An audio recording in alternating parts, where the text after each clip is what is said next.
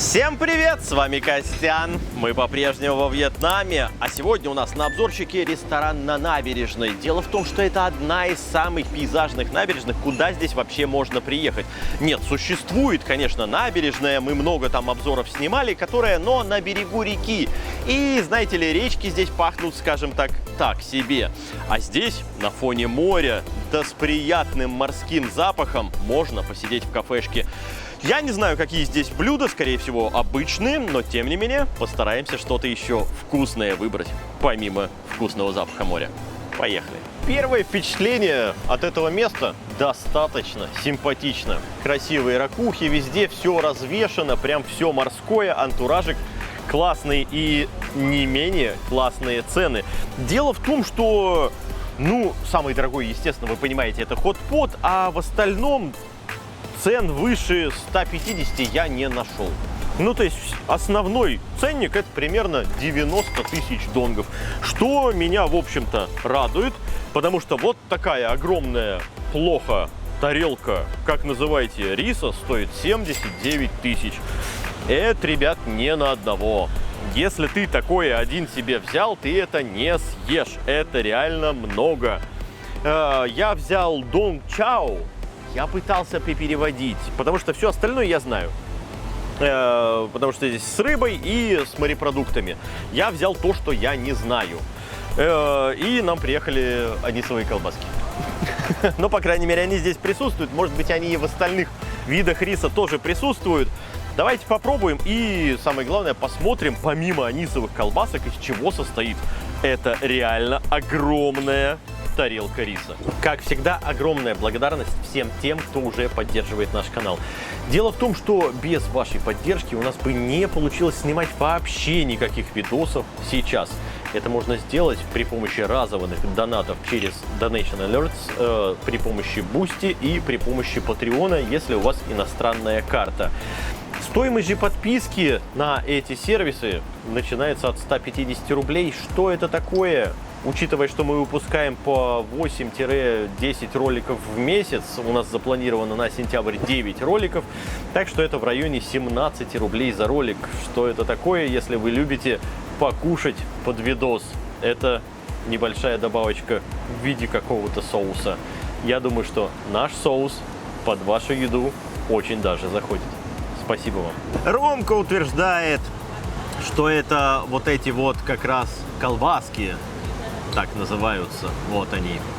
Но я, честно говоря, в этом сильно сомневаюсь, потому что перевода не было, и оно так и называлось – донг чао. И очевидно, да, это все именно что с этими колбасками. Яйцо имеется, овощи есть, здесь и фасоль, и морковка, и лучок. Короче говоря, любитель-то колбасок все равно найдется. Я, может, со временем их тоже полюблю. Долго на рисе задерживаться не будем. Поднавалим плошечку рисца. Я еще вот хочу с травой. Тут всегда кинза присутствует. Колбасок, ладно, зачерпну мухи-кыш. И соусом.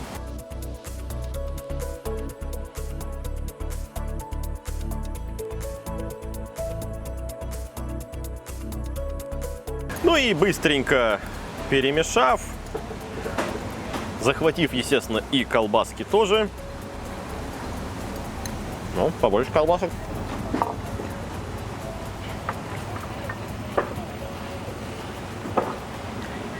Рис пожарен классно. К этим колбаскам, ребят, у меня, как вам сказать, уйдет много времени, чтобы к ним привыкнуть и полюбить их. Они еще при этом достаточно жесткие, после, видимо, обжаривания. Это анисовые, сладенькие колбаски, которые вот этого вкуса все, кто смотрит этот обзор, практически, я уверен, все никогда вообще не испытывали. То есть описать мне его сложно. Анис хорошо вы знаете, тот же бадьян. Замечательно. Сладость тоже можете представить. А здесь консистенция мяса, фарша, который достаточно жесткий. Плюс вот с этим всем. При этом, что, ну, анис, он просто главенствующий, но там и другие специи тоже присутствуют. Ладно, что я могу сказать по этому блюду? Брать можно, я уверен, с морепродуктами. Кстати, не исключено, что мы и закажем с морепродуктами, чтобы тоже посмотреть, во-первых, в ту же цену, недорого, 79 тысяч, а во-вторых, чтобы посмотреть на количество морепродуктов. Ром, пробуй рис, говори свое мнение тоже по колбаскам, потому что, может быть, она у нас со временем изменится, но на данном этапе я все-таки не готов поглощать именно вот такой вот вариант. Мне кажется, это, ну, некоторый перебор, что ли. А сам по себе рис, плюс наполнение овощное, плюс небольшое количество соуса. Кайф. Вообще никаких претензий, просто кайф. Ромка так подобрее себе остроты зачерпнул. Я так понимаю, чтобы замаскировать вкус колбасок. Да, Ром? Ну да. Ну да.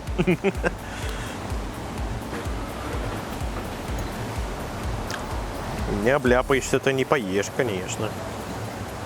Можно я съем нормально, красиво кусочек кинзы?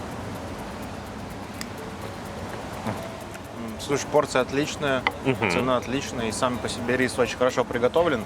К колбаскам в рисе я уже привык, честно говоря, но в чистом виде я их не люблю. А вот когда они в рисе вот так немного добавлены, уже нормально. Ну вот смотрите, видите, со временем мы меняемся, мнение меняется. Это да, естественно. Ну, короче говоря, приехавший сюда турист должен вот эти колбаски пробовать с осторожностью. А в остальном, ребята, вы когда-нибудь видели действительно настолько? По-моему, это самая крупная порция за всю историю, Роб. Ну да, наверное. По цене ровно то же самое, как и везде. Есть подешевле, за 60 тысяч донгов. 80 тысяч донгов – это обычная цена жареного риса с морепродуктами или с чем бы то ни было. Здесь огромная, самая большая порция. Окей, не откладывая в долгий ящик, морепродукты. Морепродукты. А это, господа, кальмары. И, естественно, кальмары на пару. Как я всегда говорю и, скорее всего, в ближайшее, по крайней мере, время, мое мнение не будет изменяться. Это лучший вариант съедания, готовки здесь морепродуктов. Ну, потому что, действительно, что может быть более натурально, чем приготовленный морепродукт на пару? Памятуя прошлое видео, Ром, вот так вынимается хитинчик. Ну и давайте пробовать, насколько качественно и хорошо. Здесь рыбный соус с остротой, сразу обвалял и вперед.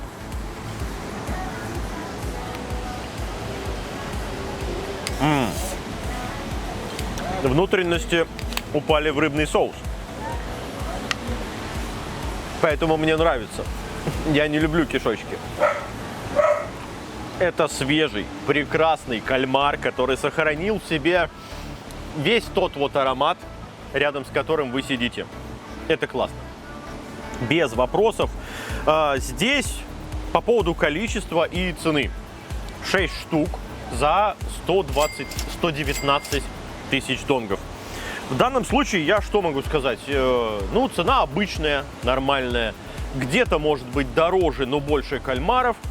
Другой вопрос, насколько качественно приготовлено. Здесь просто кайфово. Это кальмар с лучком на подушке из имбиря. Поэтому, да, еще и головочки луков встречаются. Это кальмар на подушке из лучка с остротой, с имбирем.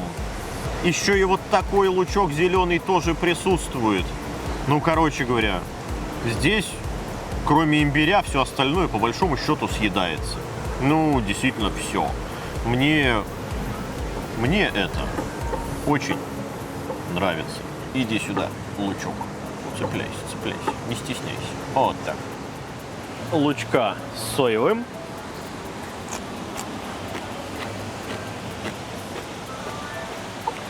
Хрустяшка слегка припущенный. Конечно же, клюв у таких кальмаров никто не чистит, поэтому без вопросов почистили сами. После этого в рыбный соевый или туда и туда, как хотите, и вперед. Кальмар классный, хороший. Не может быть на 100% я прям совсем им доволен.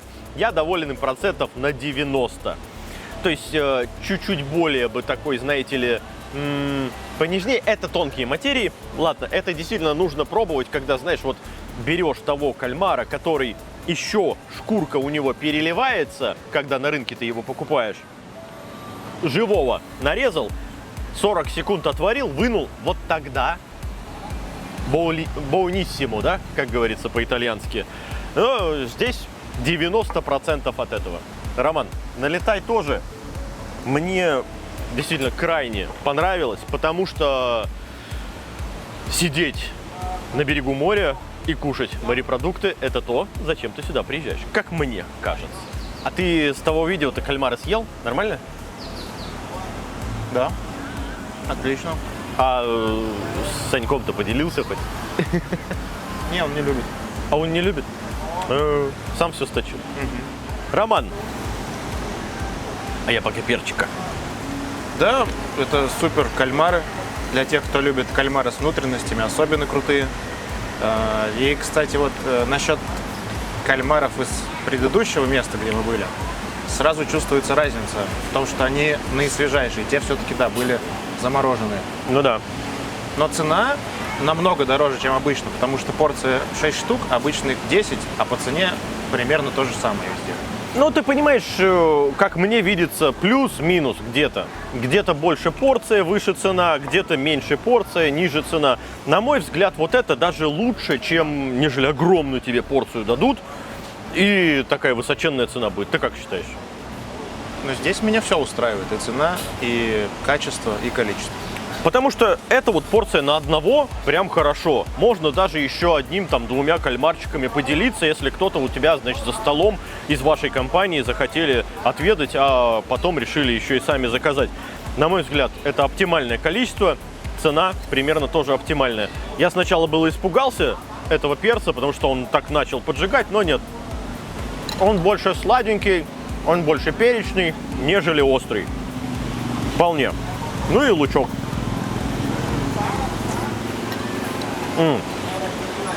Хэповое блюдо, вопросов нет. Едем дальше, но не морепродукты. Здесь просто интересный вариант готовки. А это у нас, ребята, крылья и лягуха по-гонконгски. Меня заинтересовало именно вариант готовки по-гонконгски. Что же это такое? Они в одну цену по 89 тысяч за каждое из этих блюд. Ну что ж, с крыльев-то и начнем. Нужно отметить, что нарубили их, конечно же, как вы понимаете, вот таким образом. Но здесь хотя бы, что касаемо крыльев, вполне себе понятные куски. Ну, пересушено. Это сразу видно. Сейчас я это крылышко съем, а следующий как разламывается, и сухомятку вы посмотрите.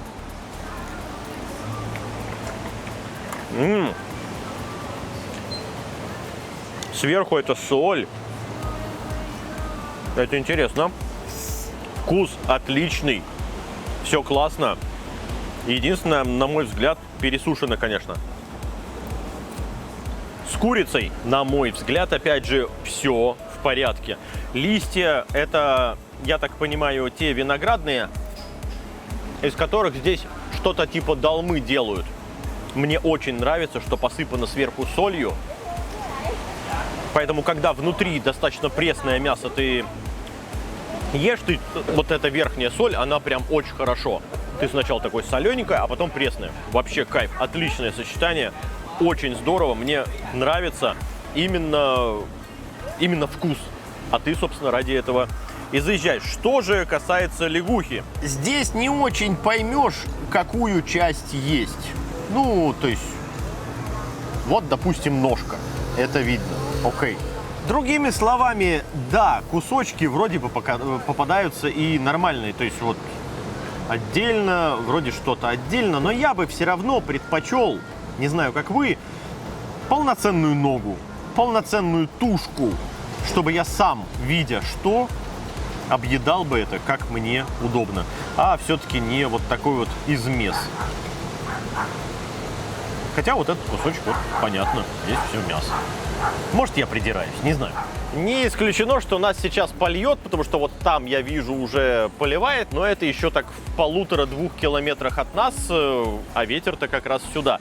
Ну, на то он и сезон дождей во Вьетнаме. Кстати, я пощу в телеге всякие такие видосики, как раз вчера, например, запостил, как у нас сейчас погодка. А погодка у нас такая, что сегодня с утра был сумасшедший совершенно ливень.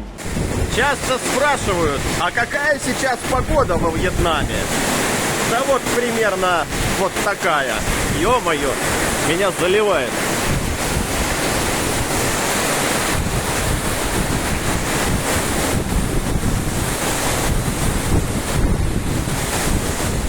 Вообще капец, с таким ветром, с таким дождем, которого...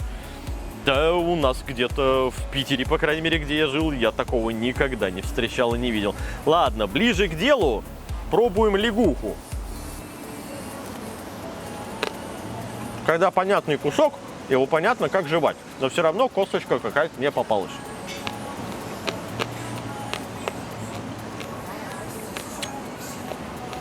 Привет, стоматологи. Ровно та же самая проблема, как и с курицей. Пересушена.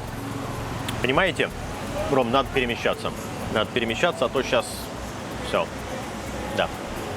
Продолжим. Не знаю где, давай сюда. Сейчас зонтик унесет у них. Ты посмотри, сначала такие вынесли зонтик, чтобы людям было посидеть нормально, спокойно. Ну а мы решили все-таки более капитально переместиться. Ну, в общем, с грехом пополам как-то мы переместились. У них единственное местечко под навесом, помимо того, что там есть. Ну, я так, знаете, там не очень удобно сидеть. Все-таки хочется, чтобы и задний фон был нормальный. По поводу навесов у них особых услуг, поэтому нет. Был грибочек, значит, который растянули, но как только поднялся ветер, было понятно, что этот грибочек сейчас вот туда-то в море и улетит. Поэтому, да, мы переместились под более капитальное какое-то строение. Что по поводу курицы и лягухи? Вкусно, молодцы, классно, здорово, но пересушено. Вот ровно все то же самое, только оставьте сочным, и тогда это было бы перфекто и классно, и вообще без вопросов. Ну вот, кстати, здоровый кусок мяса вроде как.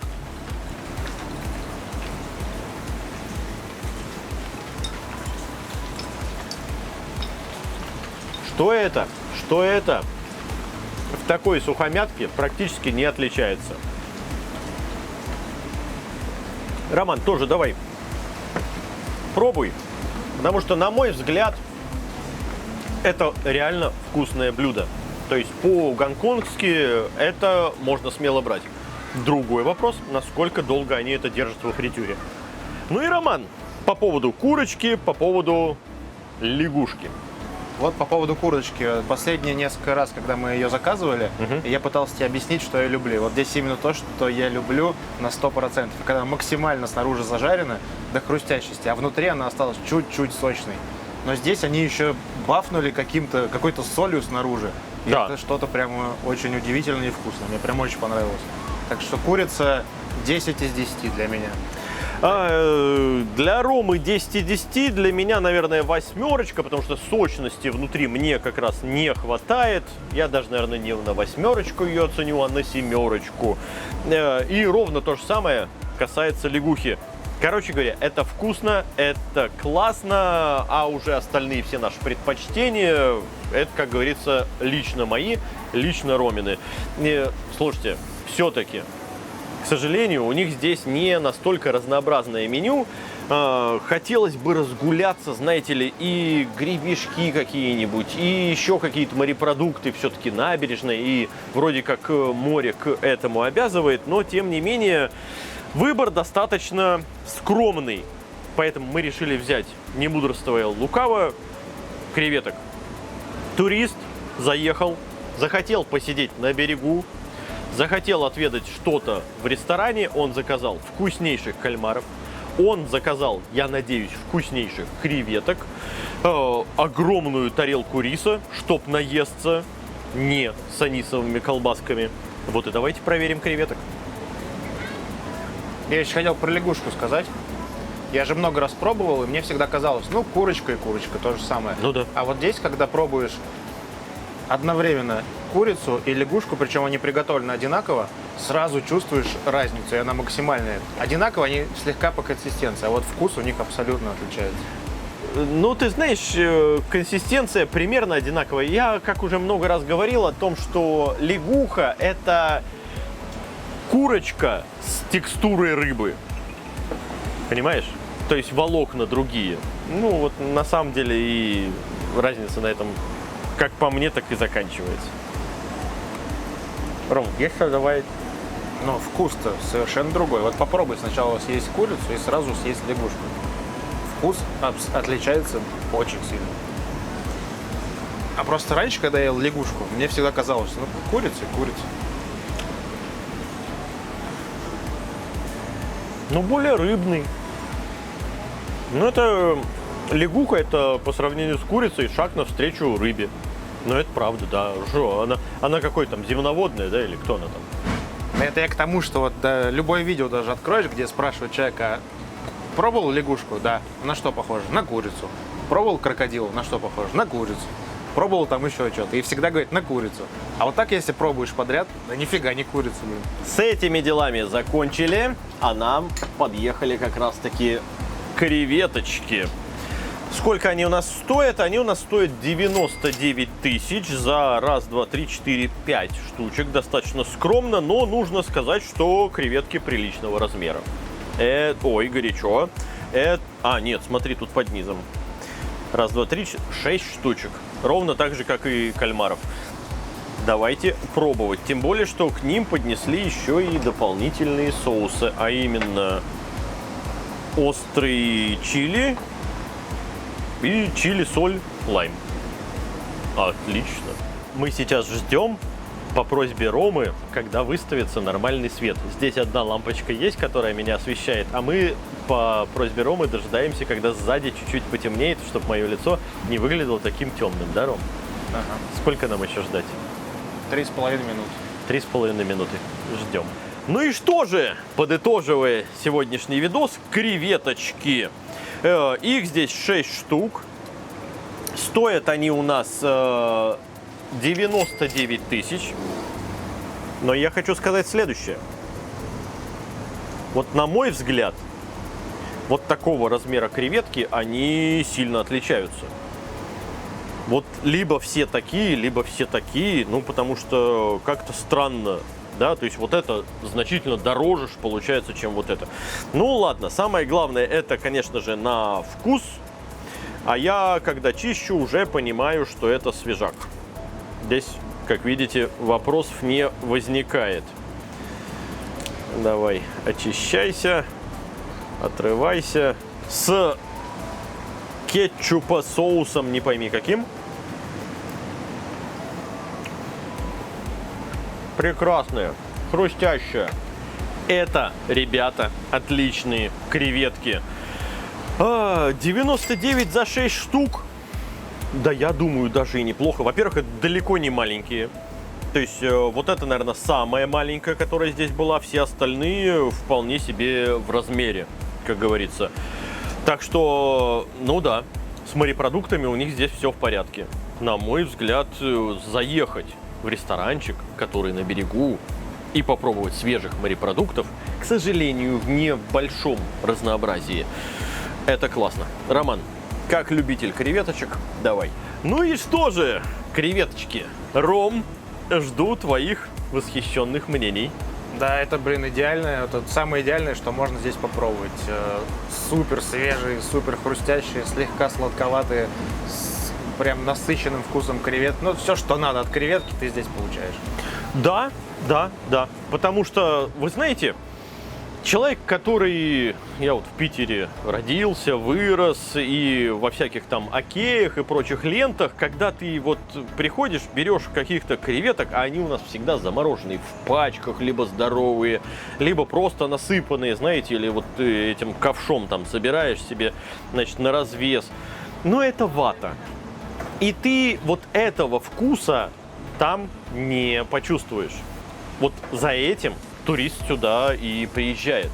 чтобы действительно понять, прочувствовать. Да, вот это то, зачем сюда стоит ехать. Одно из тех, зачем сюда стоит ехать. Это да. Хозяин здесь, как и во многих других вьетнамских кафешках, конечно же, присутствует. К сожалению, у нас интервью с ним не получилось сделать, потому что он по-английски не разговаривает. Я настолько не хорошо владею вьетнамским, соответственно. Ладно, я ему через кривую козу передал свои пожелания, чтобы посочнее была курочка, лягушка и небольшое добавить разнообразие в морепродукты. Потому что, когда ты сидишь на набережной, знаете ли, кальмары и креветки – это не совсем то разнообразие, которое хотелось бы попробовать. Да, здесь улитки тоже есть, ну вот эти вот ракушечки, но на этом все, к сожалению, заканчивается.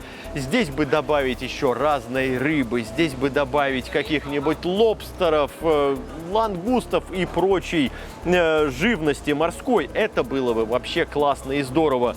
Ну а по поводу того, что у них все свежее и классное, это они молодцы. Никаких вопросов. Так что сюда за пейзажным местом и пока что за небольшим, но разнообразием морепродуктов.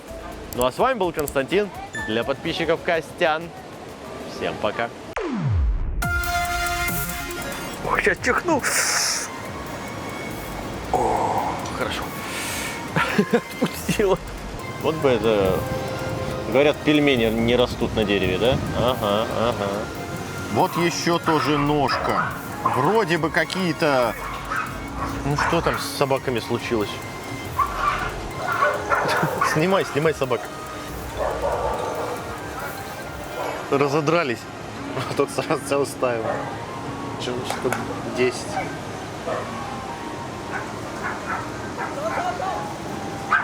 Все, гнобят собак. Давай. Давайте, хозяева, контролируйте своих животных, а то все в ошейниках. А где хозяева?